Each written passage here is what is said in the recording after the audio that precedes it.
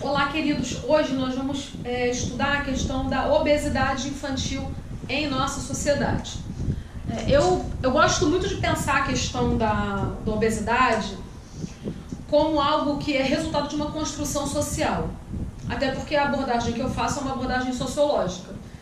E quando nós pensamos o processo de construção social, nós vamos inevitavelmente partir do princípio de que as pessoas elas são educadas, elas são socializadas para interpretarem o mundo de um determinado modo.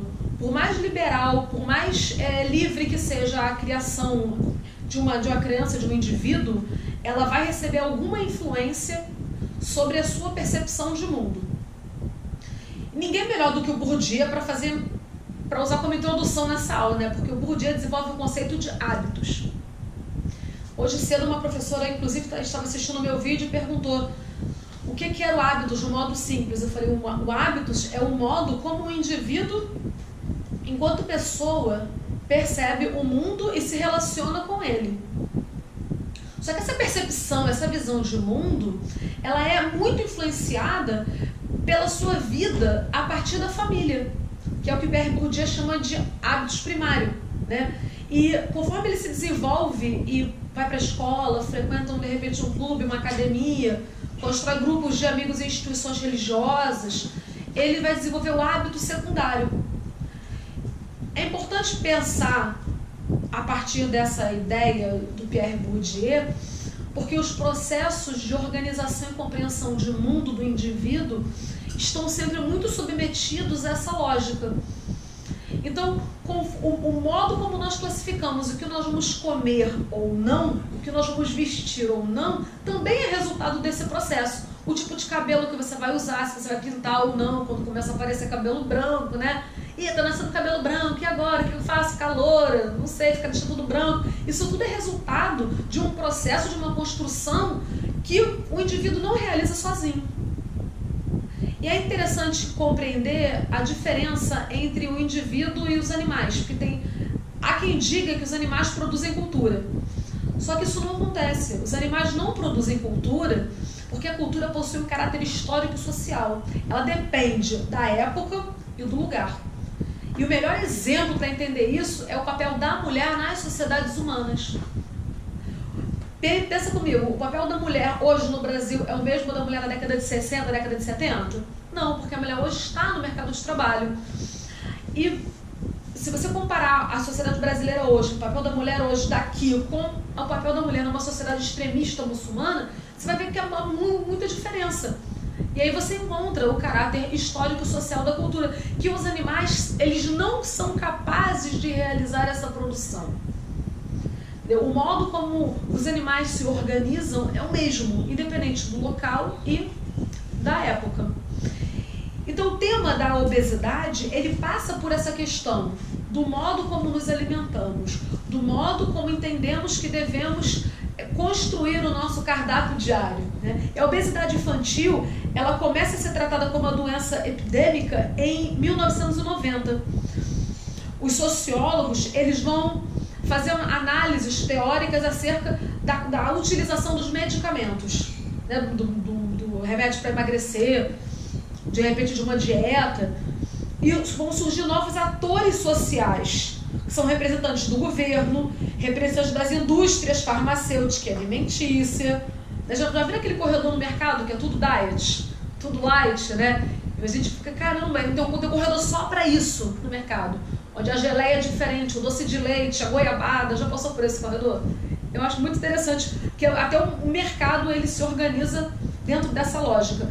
E para a jornalista Simone Figueiredo, da Unicamp, o estigma que envolve as pessoas consideradas acima do peso se relaciona com a saúde e os padrões de beleza socialmente construídos.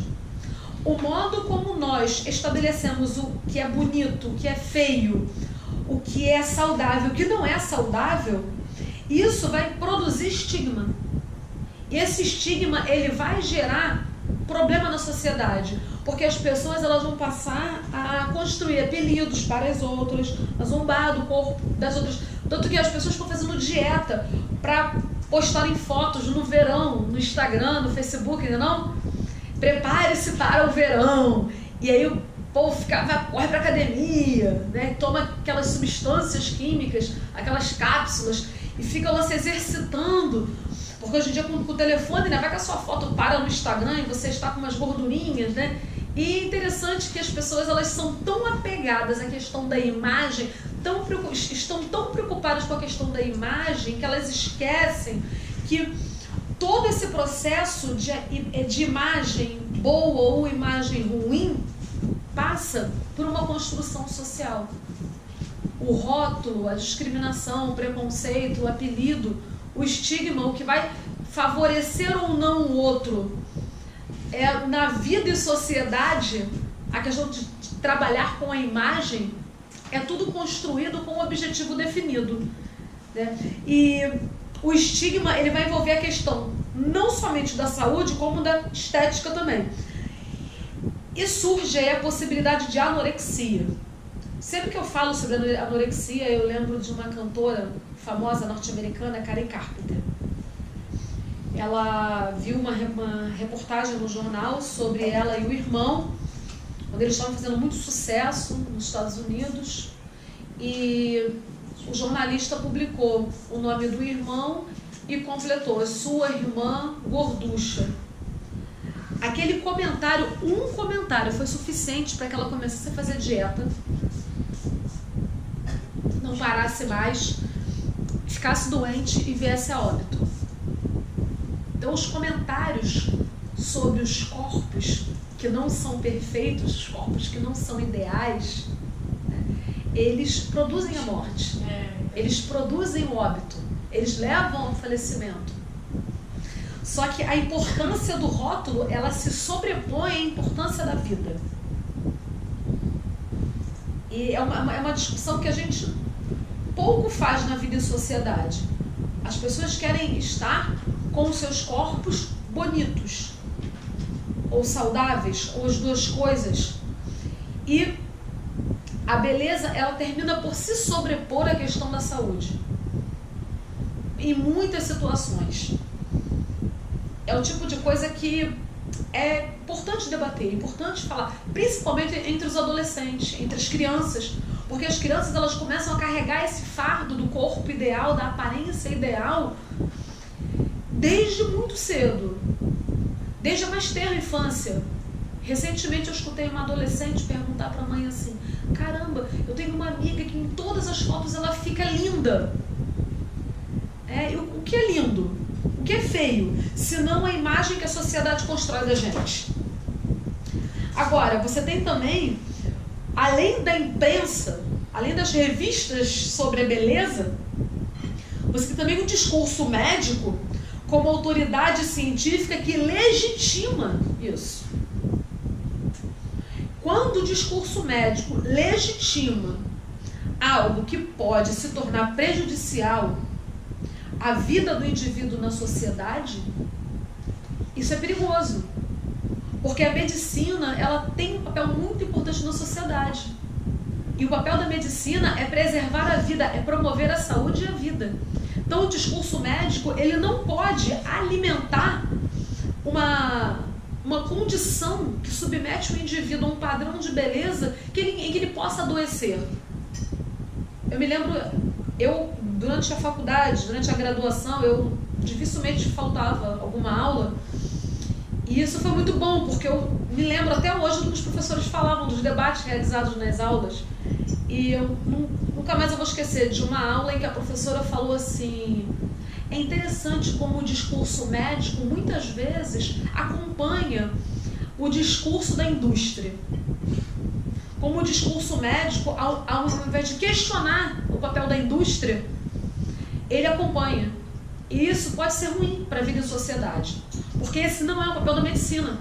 O papel da medicina é a preservação da vida, da saúde das pessoas, dos seres humanos, e não promover, e não legitimar um discurso que possa adoecer o indivíduo.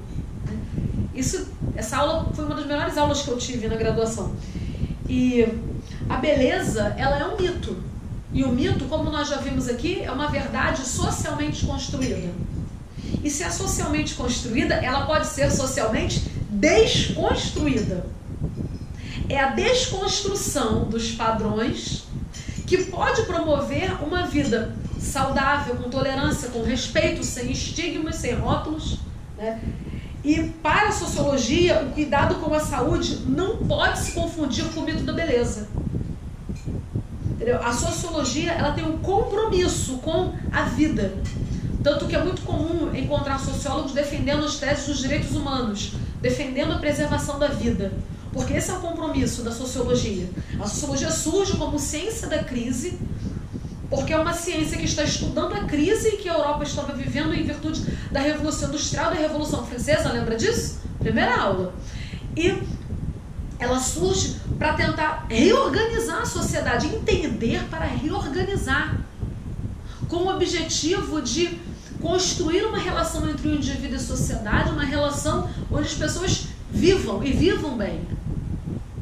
Tanto que até o Marx, que não era uma pessoa preocupada com a institucionalização da sociologia como disciplina científica, até o Marx tem essa preocupação, do modo dele, com a questão da preservação da vida, com o fim das desigualdades, com o fim da exploração, né? Essas informações, grande parte eu tirei do Sítio Diário da Saúde, uma publicação de 25 de março de 2010, e eu gostaria de acrescentar também aqui o que nós vimos na aula passada, que foi a indústria cultural. Você lembra disso? Como a indústria cultural transforma em mercadoria tudo que possa produzir lucro. Então, se a imagem pode produzir lucro, a indústria cultural vai transformar a imagem em algo equivalente a uma cultura de massa. Nós vimos que a cultura de massa, ela é produto da indústria cultural, que acontece através da reprodutibilidade técnica. Quer ver um exemplo? Imagina você sair daqui e passar por 10 propagandas com uma mulher assim, um padrão de beleza. Como é que você vai se sentir? Como alguém que precisa ficar semelhante àquela pessoa. O mesmo vai acontecer contigo.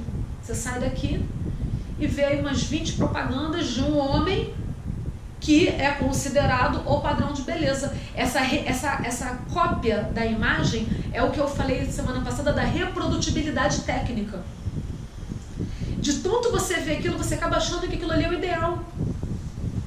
E você não entende que aquela imagem é uma mercadoria produzida com o objetivo de gerar lucro. Porque quando você vai comprar roupas parecidas com aquelas roupas que essas pessoas da propaganda estão usando, quando você começa a procurar maquiagem, sapatos, bolsas, complementos, né? Cápsulas, para alcançar aquele corpo, aquela imagem, você está alimentando a sociedade capitalista. Vocês lembram quais são os autores que tratam da indústria cultural? É o Theodor Adorno, Max Horkheimer e Walter Benjamin. Eles estão tratando de como a reprodutibilidade técnica promove a alienação. Porque você passa a entender que você é alguém se você se encaixar naquele padrão. A sua importância, ela vem associada àquela imagem, àquele padrão. Então, para que você se sinta bem, você precisa corresponder àquela imagem, que é reconhecida pela sociedade como ideal. Lembram que o Walter Benjamin apontou um lado positivo da indústria cultural? Que é o acesso. Que é quando você vai ter, um exemplo interessante, a roupa falsificada. Você compra roupa falsificada, roupa parecida, similar, mas o que importa é que você está na moda. Então essa moda de corpo, essa moda de imagem, ela vai gerar uma sociedade de consumo de bens para alcançar aquele padrão. Não é interessante? E aí você passa a estudar a sociologia e questionar se você precisa fazer parte desse grupo, dessa sociedade de consumo, que o Adorno e o Horkheimer vão chamar de sociedade alienada.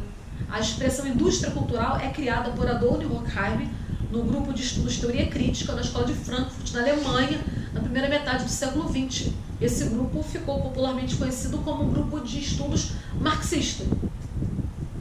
Um grupo que segue a linha teórica de Karl Marx. Eu tenho sempre falado sobre Marx, porque muito se fala sobre Marx e pouco se sabe, né, sobre Marx.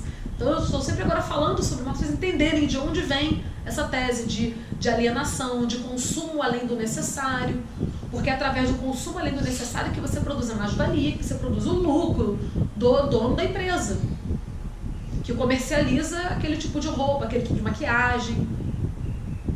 E só lembrando que mais-valia é o tempo que o trabalhador produz e não recebe, que é convertido em lucro. Lembram disso? Então, tudo certinho? Alguma dúvida? Nenhuma?